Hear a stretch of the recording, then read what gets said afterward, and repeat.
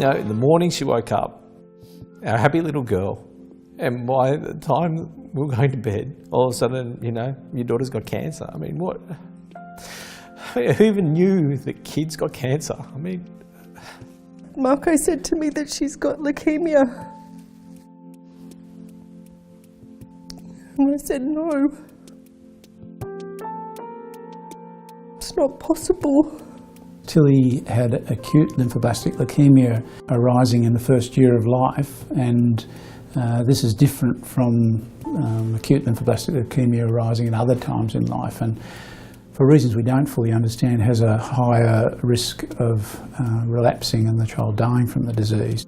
Tilly's response to treatment initially was very good, but the treatment that we give is sort of a balance between the effectiveness against the leukemia and the side effects, and so she suffered a lot of side effects, and so from that side of things, you know, it was very difficult for her parents, very difficult for the family, because she spent quite a lot of time in hospital. Every day there was something going on for Tilly for the first 6 months, and at the end of that 6 months was when you know, she hit one of those milestones where we then moved on to what they call maintenance. And maintenance was still chemo every day, but it was being able to be done at home for the most part.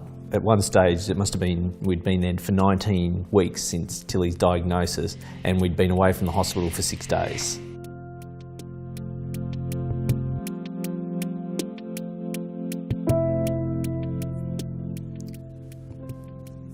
That was the hardest thing, injecting your child with a drug that was so potent, but it could potentially kill her. Every time you go in for a procedure, there's risks involved with that procedure, and you know, you're doing 50 procedures, you're having 50 x-rays, you're doing all these things that all have massive risks, and they're all accumulating, and every single time we'd take her in and she'd just fall limp in my arms.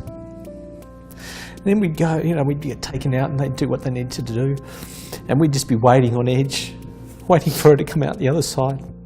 Our ward is full of the patients with side effects of treatment, and managing those side effects is what we spend, you know, 90% of our time. It's actually not necessarily treating the cancer. And so what we're hoping with this new age of research is it carries us in the direction of individualised or even personalised cancer care, where each child's cancer is in minute detail understood, and treatment is actually tailored to the cancer targets that they have in their blood cancer or solid cancer, and the treatment is also tailored to their body's makeup, so that the side effects that might be severe in them are avoided by choosing a different drug. So our track record is outstanding, really, in taking the cure rates to higher levels, in improving the quality of the treatment we provide, but we've still got a way to go. Governments fund bricks and mortar, they fund hospitals and doctors and nurses' salaries, but they don't fund research largely, and it's only through community support that we have actually been able to do our research.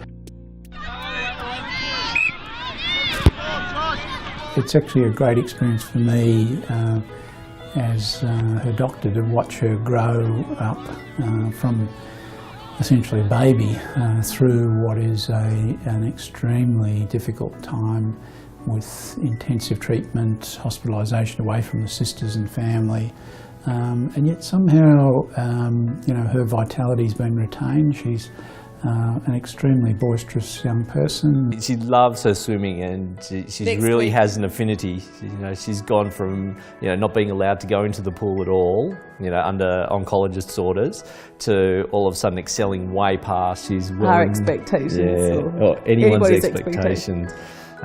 So yeah, we hope she has a thing, and we think swimming might be her thing. So we're fast forwarding straight to the Olympics. Yeah, we were very, very lucky that Tilly was diagnosed in the 2000s. Had it been in the 1980s, then there was a good chance that she wouldn't be with us today.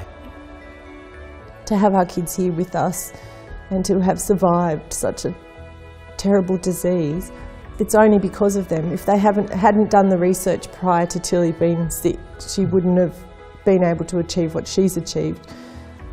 And you hope the next generation have even better news and have even a better chance of survival This is the stuff that dreams are made of, you know. It's, you know, hopefully we see it in our lifetime.